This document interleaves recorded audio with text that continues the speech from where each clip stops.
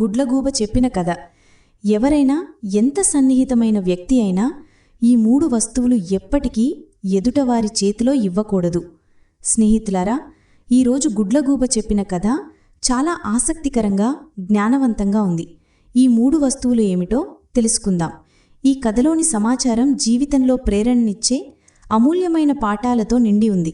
కాబట్టి ఆలస్యం చేయకుండా ఈరోజు కథను ప్రారంభిద్దాం. అడవి మార్గంలో గాడిద వీపుపై కూర్చున్న గుడ్లగూబ గాడిదను మాయమాటలతో గుండ్రంగా తిప్పుతోంది.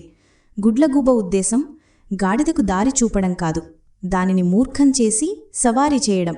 గాడిద గ్రామం వైపు నడుస్తూ ఉండగా గుడ్లగూబ దానిని మళ్లీ అడవి లోతుల్లోకి తీసుకెళ్తోంది. భోళాగా ఉన్న గాడిద గుడ్లగూబ బుద్ధిమంతమైన ఉచ్చులో చిక్కుకుంది. గుడ్లగూబ మాట్లాడింది. ఓ గాడిద సోదరా, గ్రామానికి చేరడానికి ఇంకా సమయం పడుతుంది. అప్పటి వరకు నీకు ఒక కథ చెప్తాను, జాగ్రత్తగా విను. ఎవరైనా ఎంత సన్నిహితమైన వ్యక్తి అయినా ఎప్పటికీ ఇవ్వకూడని 3 వస్తువులు ఏమిటో నీకు తెలుసా? గాడిదాంది. గురుదేవ్, దయచేసి చెప్పండి. చాలామంది నన్ను భోళాగా భావించి నా వస్తువులు తీసుకెళ్తారు. ఈ 3 వస్తువులు నేను ఎవరికీ ఇవ్వను. గుడ్లగూబాంది. జాగ్రత్తగా విను, ఒక కథ చెప్తాను. ఆ 3 వస్తువులు ఏమిటో నీకు తెలుస్తుంది. ఒకప్పుడు ఒక నగరంలో ఒక రాజు ఉండేవాడు. ఆ రాజుకు సంతానం లేదు. రాణి గర్భం నుండి ఎట్టి పిల్లలు జన్మించలేదు. రాజు హృదయం దుఃఖంతో నిండిపోయింది. నగరంలోకి వెళ్ళినప్పుడు కొందరు ప్రజలు అతన్ని ఎగతాళి చేసేవారు. ఈ రాజు నిస్సంతానుడు, రాణి గొడ్రాలు, గత జన్మలో ఏదో మహాపాపం చేసి ఉంటాడు. ఉదయం ఈ రాజు ముఖం చూస్తే సాయంత్రం వరకు భోజనం దొరకదు. జరిగిన పనులు కూడా చెడితోతాయి అని అంటూ హేళన చేసేవారు. స్నేహితులారా, ప్రజల నుండి ఇలాంటి మాటలు విని రాజు హృదయం చాలా బాధపడేవాడు. సంతానం లేనంతవరకు ఈ తిట్లు తప్పవని అతను గ్రహించాడు. రాజు, రాణి ఇద్దరూ ఈ బాధలో మునిగిపోయారు. ఒకరోజు రాజు రాణితో కలిసి రాజభవనంలో సంచరిస్తూ మనసులో ఈ విషయాల గురించి ఆలోచిస్తున్నాడు. దేవుడా, నా జీవితమేమిటి? రాజ్యమిచ్చావు, కాని రాజ్యాన్ని నడపడానికి వారసుడు వేడు. ప్రజలు నన్ను నిస్సంతానుడు, రాణి గొడ్రాలు అని తిడతారు. వారి మాటలు నా హృదయాన్ని కరిగిస్తున్నాయి. రాణి రాజు ముఖంలో గొప్ప దుఃఖాన్ని చూసి అతను ఏదో పెద్ద బాధలో ఉన్నాడని అర్థం చేసుకుంది. చేతులు జోడించి అడిగింది. మహారాజా, ఏమిటి సంగతి? రోజూ మీరు సంతోషంగా ఉంటారు, కాని ఈరోజు గొప్ప చింతలో మునిగిపోయినట్లు కనిపిస్తున్నారు. రాజు అన్నాడు. రాణి, నన్ను నా స్థితిలో వదిలేయి. నా బాధ నీవు తెలుసుకోవాల్సిన అవసరం లేదు. రాణి అంది. మహారాజా, మీరు నా భర్త, నా బాధ నా బాధ. నీవు చింతించే విషయం తెలుసుకోవడం నా హక్కు, ఆ బాధలో పాలు పంచుకోవడం నా ధర్మం. రాజు రాణి మాటలతో కరిగిపోయాడు. అన్నాడు. మహారాణి, మనకు సంతానం లేనందుకే నా హృదయం బరువెక్కుతోంది. ప్రజలు నన్ను నిస్సంతానుడు, నిన్ను గొడ్రాలు అని తిడతారు. ఈ మాటలు సహించలేకున్నాను. దేవుణ్ణి అడగాలనుకుంటున్నాను. గత జన్మలో ఏ పాపం చేశాను, ఈ శిక్ష అనుభవిస్తున్నాను. ఒక్కసారైనా మన ఇంట సంతానం జన్మిస్తే అది చనిపోయినా సరే. రాణి రాజు బాధను అర్థం చేసుకుంది. అతని చింతను తొలగించాలని నిశ్చయించుకుంది. నిజం కాకపోయినా అబద్ధం చెప్పి అతన్ని సంతోషపరచాలని ఆలోచించింది. కొన్ని రోజుల తర్వాత రాణి రాజుతో అంది. మహారాజా, నా గర్భం స్థిరపడింది. ఇక మీరు సంతానం గురించి చింతించాల్సిన అవసరం లేదు. త్వరలో మా రాజభవనంలో ఒక చిన్న బాలుడు ఆడుకుంటాడు. ఇక ఎవ్వరూ మిమ్మల్ని నిస్సంతానుడు, నన్ను గొడ్రాలు అని అనరు. రాజు ముఖంలో సంతోషం తాండవమాయింది. రాణి, నీవు అబద్ధం చెప్పడం లేదు కదా అని ఆతృతగా అడిగాడు. రాణి అంది. మహారాజా, ఇది నిజం, నన్ను నమ్మండి. రాజు రాణి మాటలను నమ్మాడు. సంతోషంతో దర్బారులో దానాలు పంచాడు. నా రాణి గర్భవతి, త్వరలో మా ఇంట బిడ్డ కిలకిలలు వినిపిస్తాయి అని ప్రకటించాడు. ఈ వార్త రాజ్యమంతా వ్యాపించింది. కాని సమయం గడిచే కొద్దీ రాణి చింతలు పెరిగాయి. 9 నెలలు పూర్తయ్యేసరికి ఆమె భయపడసాగింది. ఇప్పుడు ఏం చేయాలి? రాజును సంతోషపరచడానికి అబద్ధం చెప్పాను. బిడ్డను ఎక్కడి నుండి చూపించాను? నిజం చెప్పితే రాజు నా అబద్ధాన్ని సహించలేరు. నన్ను చంపవచ్చు లేదా తనను తాను హాని చేసుకోవచ్చు. రాణి, దాసీతో సలహా అడగాలనుకుంది. దాసీని అడిగింది, నేను చెప్పినట్లు నీవు చేస్తావా అని అడిగింది. దాసీ అంది, రాణి, నీవు చెప్పినట్లు నేను చేస్తాను. ఈ రహస్యం ఎవరికీ తెలియదు.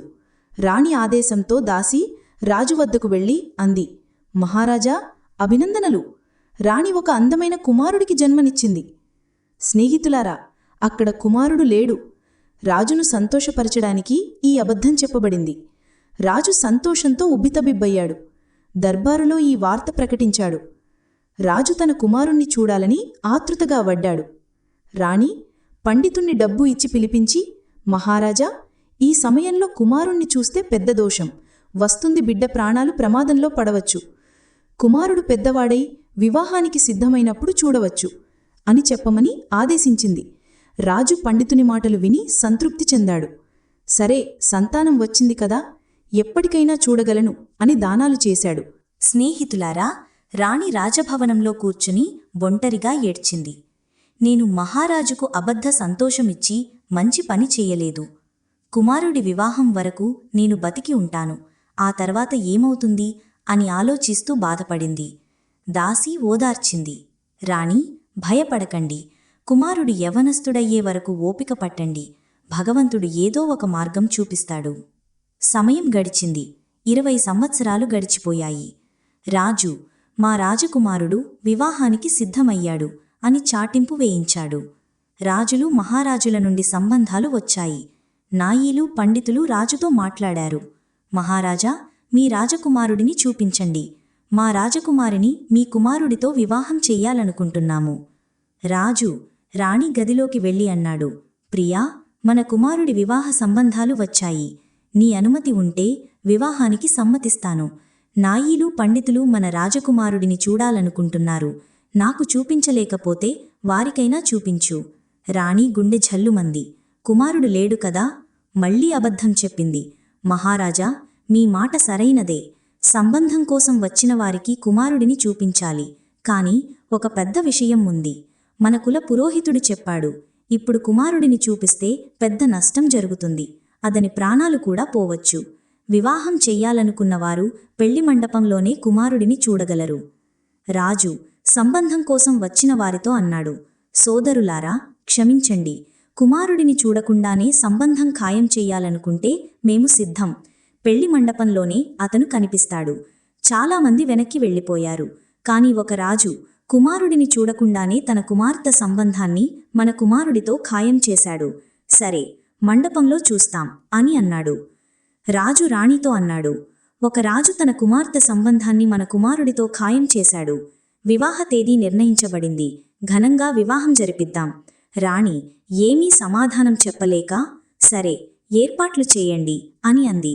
రాణి దాసీతో ఏడ్చింది. ఇప్పుడు ఏం చెయ్యాలి? కుమారుడి వివాహం ఖాయమయింది. నా అబద్ధంలో నేనే చిక్కుకున్నాను. దాసీ ఓదార్చింది, రాణి, భగవంతుణ్ణి ప్రార్థించండి, ఆయన మార్గం చూపిస్తాడు. వివాహ తేదీ వచ్చింది. రాజు వివాహానికి సిద్ధం చేశాడు. రాణితో అన్నాడు, మన కుమారుడిని పెళ్లికొడుకుగా సిద్ధం చేసి పల్లకీలో కూర్చోబెట్టు. రాణి దాసీని సలహా అడిగింది. దాసీ, పిండితో పెళ్లికొడుకును తయారు చెయ్యి, అలంకరించి పల్లకీలో కూర్చోబెట్టు. మార్గంలో ఎవరూ పల్లకీ తెరవకూడదని చెప్పు. వివాహ మండపంలోనే తెరవబడుతుంది. దాసీ పిండితో పెళ్లికొడుకును తయారు చేసి పల్లకీలో కూర్చోబెట్టింది. రాణి రాజుతో అంది, మార్గంలో ఈ పల్లకీ ఎవరూ తెరవకూడదు. తెరిస్తే కుమారుడి ప్రాణాలు పోవచ్చు. రాజు అందరికీ ఈ ఆదేశం తెలియజేశాడు. పల్లకీ అడవి గుండా ప్రయాణిస్తోంది. దూరం ప్రయాణించిన తర్వాత బోయలు అలసిపోయి ఒక చెట్టు దగ్గర విశ్రాంతి తీసుకున్నారు. పల్లకీని అక్కడే ఉంచారు. అక్కడ ఒక కలుగులో నాగు, నాగిన జంట నివసిస్తోంది. నాగిన పల్లకీ వైపు చూసి తన భర్త నాగుతో అంది, పియాజీ, ఈ బారాతులో పెళ్లికొడుకు లేడు. పిండితో చేసిన పెళ్లికొడుకు ఉన్నాడు. ఇంత పెద్ద అన్యాయం నేను ఎప్పుడూ చూడలేదు. నాగు ఆశ్చర్యపోయాడు. నీవు అబద్ధం చెప్తున్నావేమో, నాకు చూపించు అన్నాడు. నాగిన అతనిని పల్లకీ దగ్గరకు తీసుకెళ్ళింది. నిజంగానే పిండి పెళ్లికొడుకు ఉన్నాడు. నాగు అన్నాడు, ప్రియా, నీ అనుమతి ఉంటే నేను ఈ రాజు గౌరవాన్ని కాపాడతాను.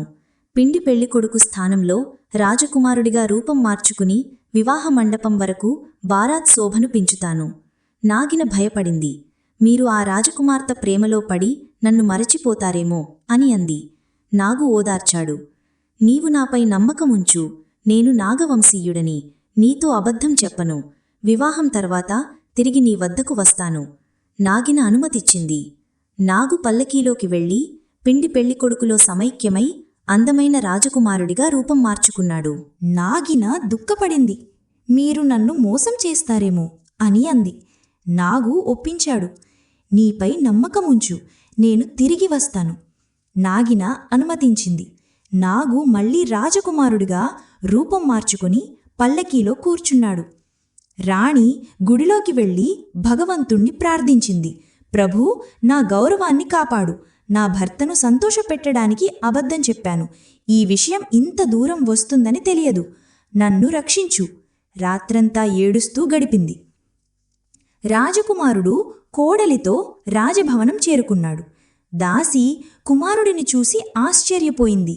గుడికి పరిగెత్తి రాణితో అంది, రాణి, భగవంతుడు మీ ప్రార్థనలను ఆలకించాడు. మీ కుమారుడు కోడలు వచ్చారు. అతను చాలా అందంగా ఉన్నాడు.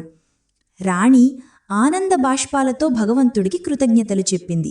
కోడలిని గౌరవంగా ఇంటిలోకి తీసుకెళ్లి కుమారుడిని గుండెకు హత్తుకుంది. తన అబద్ధం భగవంతుడి ప్రసాదంగా మారిందని భావించింది. రాజు సంతోషంతో దానాలు పంచాడు, భండారాలు నిర్వహించాడు. కాని స్నేహితులారా, రాజకుమారుడిగా వచ్చిన నాగు కొత్త భార్య ప్రేమలో చిక్కుకున్నాడు. 2 రోజులు అని చెప్పి వచ్చిన అతను నెలలు గడిచినా నాగిన వడ్డుకు తిరిగి రాలేదు. ఆమె ప్రేమజాలంలో పూర్తిగా మునిగిపోయాడు. 2 నెలలు ఎదురుచూసిన నాగిన బాధతో అడవిలో తిరిగింది. నా భర్త ఎందుకు రాలేదు అని కోపంతో రాజభవనం వైపు బయలుదేరింది. ఆ స్త్రీని, నా భర్తను బతకనివ్వను అని ఆలోచించింది. నాగిన రాజభవనం వరకు వస్తుందని తెలుసు. అందుకే రాజుతో చెప్పి రాజభవనం చుట్టూ లోతైన కందకం తవ్వించి నీరు నింపించాడు, రక్షణ కోసం అని చెప్పాడు. నాగు ఆలోచించాడు. ఇప్పుడు నాగిన రాజభవనంలోకి రాకపోవచ్చు. రాజకుమార్తె ప్రేమలో మునిగి ఇంత అందమైన భార్య దొరికింది. ఇక ఆమెతోనే జీవితం గడపాలి అని నిశ్చింతంగా జీవించసాగాడు. నాగిన రాజభవనం దగ్గరకు వచ్చింది. కందకం చూసి, ఇది నా భర్త నన్ను చంపడానికి వేసిన ఉచ్చు అని కోపం పెరిగింది. చిన్న దారి దొరికి రాజభవనంలోకి చేరుకుంది. అక్కడ తన భర్త రాజకుమార్తె పక్కన సుఖంగా నిద్రపోతుంటే చూసింది. కోపంతో ఆమె గుండె రగిలిపోయింది. ఈ ఇద్దరిని తినేయాలి అనుకుంది. కాని ఆ తరువాత ఆలోచించింది. ఈ జంట ఎంత అందంగా ఉంది. నా భర్తను చంపితే ఈ అమ్మాయి స్థితి ఏమవుతుంది? ఆమెను కాటేస్తే నా భర్త ఆత్మహత్య చేసుకోవచ్చు. నాగిన గుడ్లగూబ కథను గుర్తు చేసుకుంది. మనిషి ఈ 3 విషయాలను ఎప్పటికీ మరొకరి చేతిలో ఇవ్వకూడదు. స్త్రీ తన భర్తను, పురుషుడు తన భార్యను, ధనం చదవని పుస్తకంలోని విద్య. ఇవి ఇస్తే తిరిగి రావు లేదా మునుపటిలా ఉండవు. నాగిన ఆలోచించింది. నేను నా భర్తను మరొక స్త్రీకి ఇచ్చేశాను. నేను నా చేతులతో నా కాళ్లపై గొడ్డలి వేసుకున్నాను. ఒకవేళ ఈ అమ్మాయి కూడా విధవ అయితే, నా భర్త చనిపోతే? ఈ ఆలోచనలతో ఆమె కోపం చల్లారింది. నాగిన నిర్ణయించుకుంది. నేను ఇక్కడే నా ప్రాణాలు వదిలేస్తాను. మంచం దగ్గర తన తలను బాదుకొని ప్రాణాలు వదిలేసింది. ఉదయమైంది. నాగు లేచి మంచం కింద చనిపోయిన నాగినను చూశాడు. అతని హృదయం బద్దలైపోయింది. ఏడుస్తూ, ఓ ప్రియానా, నన్ను క్షమించు. నీవు చనిపోతావని తెలియదు. ఈ అమ్మాయి ప్రేమలో నిన్ను మర్చిపోయాను. కాని నీవు నీ ప్రేమని చూపించావు. మమ్మల్ని చంపకుండా నీ ప్రాణాలు త్యాగం చేశావు అని పశ్చాత్తాపపడ్డాడు. నాగినను మెడలో వేసుకుని నాగు పిచ్చివాడిలా తిరిగాడు. ఓ ప్రియా, ఓ ప్రియా అంటూ ఏడ్చాడు. గుడ్లగూబ గాడిదతో అంది, ఓ గాడిద సోదరా. ఈ విధంగా నాగు ఓ ప్రియా అంటూ ఏడుస్తూ తిరిగాడు. అందుకే మనిషి ఈ 3 విషయాలను ఎప్పటికీ మరొకరి చేతిలో ఇవ్వకూడదు. భార్య లేదా భర్త, ధనం, చదవని పుస్తకంలోని విద్య. ఇవి ఇస్తే తిరిగి రావు లేదా మునుపటిలా ఉండవు. గాడిదాంది, గురుదేవ్, మీ కథ చాలా జ్ఞానవంతం. ప్రయాణం బాగా గడిచింది. ఇప్పుడు గ్రామం దగ్గరకు వచ్చామా? గుడ్లుగూబ నవ్వి అంది, గాడిద సోదరా, కథ చెప్పడంలో మునిగిపోయాను. మనం వేరే దారిలోకి వచ్చేశాం. కొంచెం విశ్రాంతి తీసుకో, మళ్ళీ ముందుకు వెళదాం. స్నేహితులారా, ఈ విధంగా గుడ్లగూబ గాడిదను అడవిలో గుండ్రంగా తిప్పుతోంది. గుడ్లగూబా గాడిదల ప్రయాణం ఎటు వెళుతుందో మరిన్ని కథల ద్వారా మీకు చెబుతాను. 3వ కథ కోసం ఎదురుచూడండి. మీ అందరికీ చాలా ధన్యవాదాలు. జై శ్రీకృష్ణ. ఈ కథలో గుడ్లగూబ గాడిదను మోసం చేసినట్లు నాగు నాగినను రాణి రాజును మోసం చేశారు. కాని నాగిన త్యాగం, రాణి పశ్చాత్తాపం వారి నిజమైన ప్రేమను చూపించాయి. ఈ 3 విషయాలను జాగ్రత్తగా రక్షించుకోవడం జీవితంలో ఎంత ముఖ్యమో ఈ కథ నేర్పుతోంది.